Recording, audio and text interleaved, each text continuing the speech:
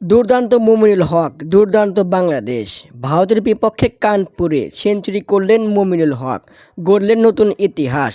সতীর্থদের বাঁধভাঙা উল্লাস।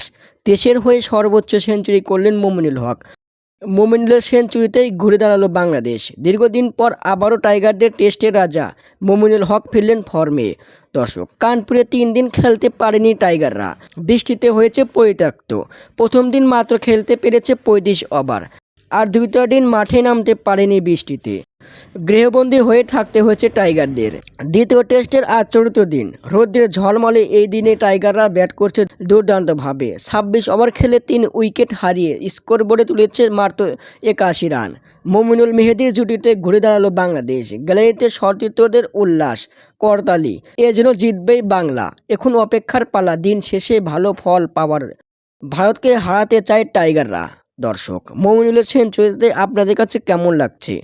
জিতবে কারা, বাংলাদেশ নাকি ভারত? কমেন্টের মাধ্যমে জানিয়ে দিন। ধন্যবাদ।